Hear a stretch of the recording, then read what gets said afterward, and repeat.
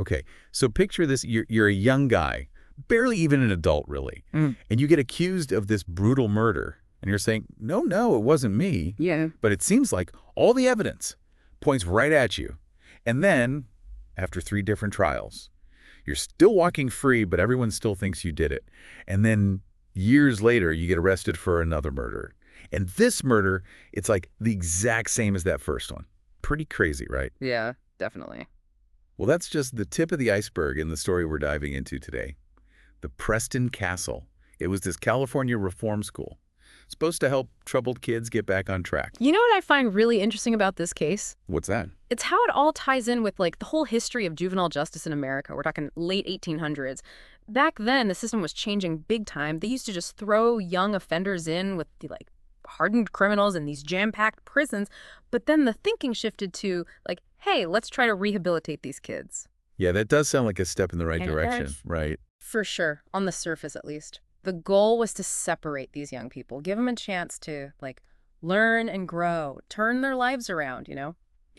And Preston Castle, with its fancy architecture and all its focus on job training, it was supposed to be the poster child for this whole new approach.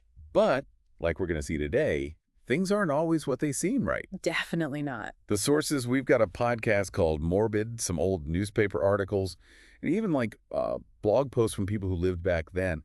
They all paint this kind of darker picture of what Preston was really like. Yeah, for sure. So we're going to dig deep into this story, look at the murder of Anna Corbin. She was the head housekeeper there at the school. Everyone loved her.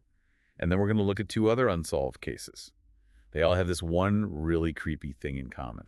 It's definitely a wild story. And hey, if you're enjoying these meticulously researched deep dives, don't forget to hit that subscribe button. That way you won't miss any of our fascinating explorations. Now, the murder of Anna Corbin, that really shook up the whole community. She wasn't just, some housekeeper. She was like a mom to a lot of those boys at Preston. Everyone respected her, trusted her. Absolutely. I can't even imagine how shocked people were when they found her body Yeah. beaten and strangled, hidden in a closet. It was brutal. And officially, still unsolved. Wow. Our sources walk us through that initial investigation. They had over 650 boys who could have done it. Oh my gosh. That must have been just an insane amount of work for those investigators. All those alibis, trying to figure out who was telling the truth. It was a massive undertaking, for sure. And, what makes it even creepier? What's that? Anna had a friend who told this chilling story. Apparently, one of the boys at Preston had actually told Anna exactly how he would kill her. Oh, wow. Like, straight out of a horror movie. It really makes you think, like, were there signs there that people missed? Could they have stopped it from happening? Those are the questions that linger, for sure. And then there's Eugene Monroe. He was a student at Preston, just 19 when Anna was murdered. Yeah. What made him a suspect? Well, they found him with a uniform covered in blood. Oh, wow. And he had a history of violence. Actually, 3 years before, he was a suspect in another murder.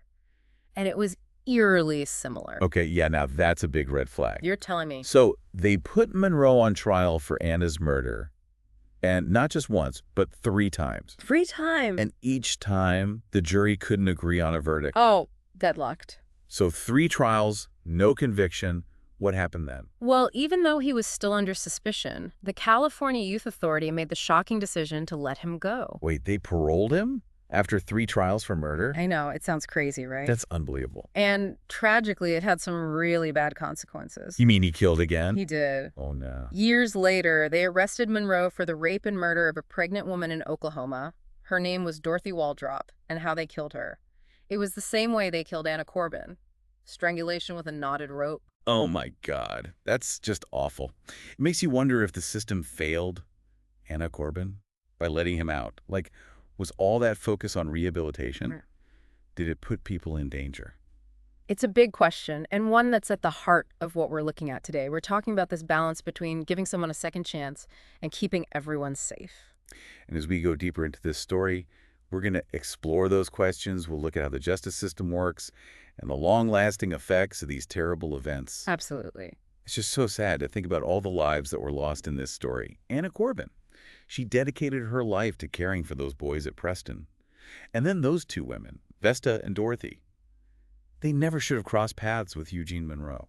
Right, and we have to remember, these women, they all had their own lives, their own dreams, their own families who loved them. It's easy to get lost in the investigation details and the trials and all that, but we can't forget about the real people behind it all. Absolutely. Yeah. Our sources really paint this picture of how terrified the whole community was Hmm. while they were trying to find Anna's killer. Can you imagine living in a town where something so awful happened and no one knows who did it? Oh, yeah. The Morbid podcast, they really go deep into how big that investigation was. Hundreds of boys interviewed, polygraph tests. They were just desperate for any clue that could lead them to the killer. You mentioned polygraph tests. Those are like lie detector tests, right? Yeah, exactly. They're supposed to measure things like, your heart rate, blood pressure, breathing, to see if you're telling the truth.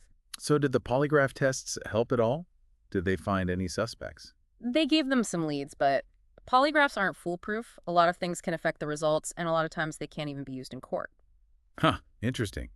So it sounds like the investigators were back to square one. Kinda, yeah. But then they got a big break in the case. They found a uniform hidden in Eugene Monroe's room, and it was soaked in blood. Okay, yeah, that sounds pretty incriminating. No kidding. And to make things even worse, some of the other boys at Preston said they knew Monroe was involved, but they were too afraid to say anything. Wow, that's scary. It makes you wonder what it was really like at Preston. Like, was there this culture of fear that kept people from speaking up? It's definitely possible. Remember, a lot of these kids were young, some really young, and they were in this super strict environment. It wouldn't be surprising if they felt intimidated or even unsafe. Yeah, and maybe they didn't trust that the adults would protect them if they said something about someone like Monroe. That's a good point. Our sources definitely suggest that there was this power imbalance at Preston, and it could have easily kept people quiet. So they had the bloody uniform, they had witnesses, and they knew about Monroe's violent past. You'd think that would be enough to get a conviction, right? You would think so. But as our sources describe it, the legal process was a whole mess. They put Monroe on trial 3 times, and each time the jury was deadlocked. 3 times. Yeah. What made it so hard for them to decide? Well, part of the problem was the evidence. It was mostly circumstantial, the bloody uniform, the witnesses who sometimes contradicted each other. And then there was the issue of motive. Was there even a clear reason why Monroe would have wanted to kill Anna Corbin? That was one of the biggest mysteries of the case. Anna was so well-liked, so respected. She didn't have any enemies that anyone knew of. The prosecution just couldn't figure out why Monroe would target her. I see. I can definitely see how that would create reasonable doubt for the jurors. Exactly. And then you had Monroe's lawyer, John Coley. He was a really good lawyer, really good at poking holes in the prosecution's case. Like, what kinds of arguments did he make? Well, he said the police were too focused on Monroe. Like, they had decided he was guilty from the start, and they weren't considering other possibilities. He also said that the witnesses weren't reliable. He pointed out inconsistencies in their stories and said that maybe some of the boys were pressured into saying what the police wanted to hear. It's like a classic courtroom battle, huh? Yeah. The prosecution trying to build a case and the defense trying to tear it down. Exactly. And in this case, the defense won. They tried 3 times to convict Monroe, and he walked free every time. But, like we talked about earlier, his freedom didn't last. He was eventually arrested for that other murder in Oklahoma, Dorothy Waldrop. Right. And the way he killed her, similar to Anna Corbin's murder, strangulation with a knotted rope. It's hard not to see the connection. It makes you wonder, could they have prevented this? It's a tough question. We spent a lot of time talking about the legal stuff, the evidence, the arguments in court. But I keep thinking about the human side of all this, all those lives that were lost, the families that were torn apart, the fear that spread through that whole community. You're right. It's important to remember that. These weren't just cases. They were real people whose lives were deeply affected by these tragedies. For sure. One of our sources, a blog post from a woman who grew up near Preston, she talked about how the murders changed everything. People were afraid to let their kids play outside, afraid to walk alone at night. Wow. It really shattered their sense of safety. I can only imagine. When something so violent happens so close to home, it changes how you live. And in Preston, where they already had the reform school, these murders just added a whole other level of anxiety. Yeah, it's like Preston Castle became a symbol of both good and bad. Good intentions, wanting to help these troubled kids, but also this dark side, this potential for danger. That's a really good way to put it. It's a reminder that history is so much more than just facts and dates. It's about how events affect real people's lives. And in this case, the impact of those murders is still felt today. It's Kind of strange, right? This place, Preston Castle, it was built to represent hope, helping kids turn their lives around, all that. And now it's famous for being haunted. People go there for ghost tours and like paranormal investigations. Yeah, it's interesting how a place can, like, take on a whole different meaning over time, becomes more than just a building. It holds all these stories, all this history, all these, like, fears and fascinations. Yeah, it's almost like we project our own stuff onto it, trying to connect with the past, maybe. One of the things I read, this article from a local paper, they talked about how they're trying to preserve Preston Castle. It's a historic landmark now, and there's a whole foundation working to keep it up and like teach people about its history. Right. It's a tough balance. They want to honor the past, even the bad parts, but they also want to make it a place that people can visit and learn from. It makes you think about how we remember these, difficult parts of history. Do you think there's a danger of like sensationalizing what happened to Preston Yeah. with the ghost tours and all that? It's easy to get caught up in the spooky stuff and forget about the real people who were hurt. Oh, for sure. It's super important to be sensitive, especially to the victims and their families.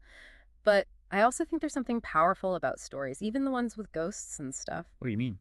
Well, those stories can, like, keep the past alive, They make people curious. They make them want to learn more about the history of a place, the people who lived there. Yeah, I guess even ghost stories, even if they're made up, they can remind us that the past isn't really gone. It still affects us today, even if we don't realize it. Exactly. And in the case of Preston Castle, maybe those stories can help us face some of the harder truths about the justice system, about how someone like Eugene Monroe was able to slip through the cracks and hurt people.